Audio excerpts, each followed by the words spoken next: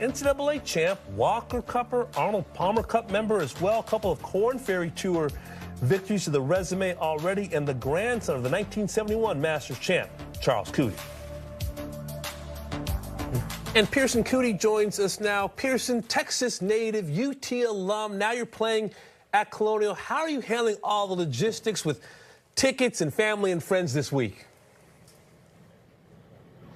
It's a lot. Second week playing in my hometown of the Dallas-Fort Worth area, so Byron Nelson was tough, and this week's even tougher. Everyone wants to come watch. Colonial's such a cool spot, and yeah, just trying to juggle it all.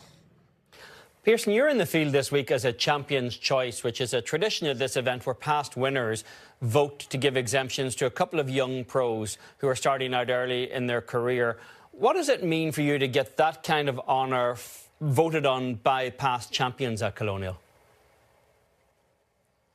It's really special. Just being able to play in the event is an incredible honor, and then being a champion's pick is something I never really dreamed about, and something that you heard about through amateur golf as you got older, and now that the position I am in my pro career, like for other professionals to recognize that I'm doing the right things and trying to play good golf and pick me to play in this event is really cool.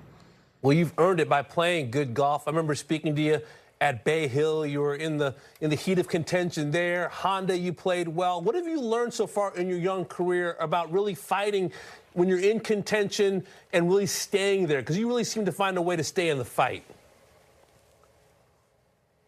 Yeah, golf's it's so up and down, just like each round is, each week is. So you just have to give yourself a chance. Those few extra shots throughout the week, give you that opportunity to go shoot a great round on Saturday or Sunday to get you into a spot to win. And I wish I had some type of recipe. I mean, guys like Scotty seem to do it every week, so still trying to be better about finishing it off. But yeah, it's been great. I've had a lot of good experiences on the PGA Tour and on the Korn Ferry, and I just hope to keep building on it.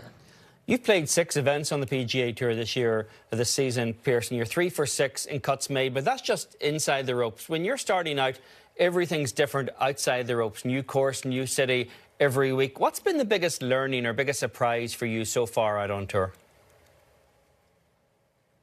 Each week's so different. I've never played any of these golf courses, so for me, Colonial is probably the first golf course I've played as a pro that I kind of know like the back of my hand, that I've played college events at. So all the nuances of learning a brand new golf course each week hasn't been the most fun for me, but it's all, again, it's good experiences, it's good learning, and hopefully, a little more familiarity with this golf course will help me out. Pierceson, in my prep for this interview, I stumbled upon a picture of you and your brother Parker from the '08 Masters. It's the Masters Par 3 contest. Your grandfather is there. You guys are in these cute caddy bibs. I mean, you grew up in this environment. What kind of a 15th club is it just to have the experience of a Masters champ in your own family? He's special.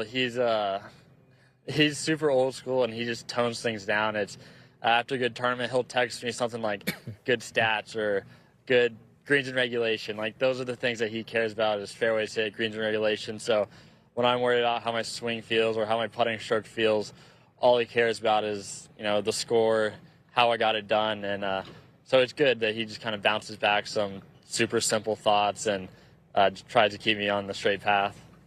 Your grandfather was runner-up at Colonial back in 1967. Pierceson, has he given you any advice on how to go one better 56 years later?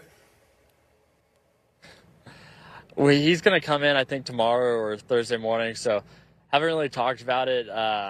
I'll see him, but, I mean, he's going to say fairways and greens. That's his go-to every single time, so just, I guess, stick to it. That's a pretty good recipe. You've won on the Korn Ferry Tour this season. You're pretty high up on that points list, and you look very likely to secure a full-time PGA Tour card through that pathway. Does that give you more freedom to take some sponsor invites and try to be a little more opportunistic on the PGA Tour while you're playing so well on the Korn Ferry?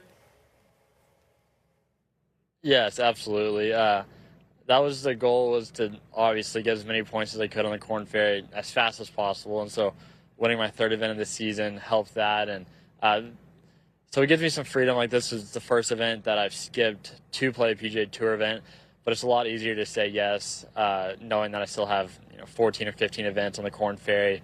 So I'm trying to balance it. I've played a lot of weeks in a row, but it's all good problems to have, and I'm enjoying it. Pierceson, as you know, we're in the heart of the NCAAs right now. Give us your assessment of the Longhorns, Travis Vick, Coach Fields. How are they going to do next week? I hope they get some of that good mojo back. They've had an up and down year. They have young players like we did our freshman year in 2018. So hopefully they can, I guess, find a little bit of that recipe and just, I mean, it's only 1 week. You just have to be hot for 1 week. So I hope they find it. They're a great team, and they obviously can get it done. You guys did it last year. Best of luck to you this week. Hook 'em and enjoy the home cooking at Colonial.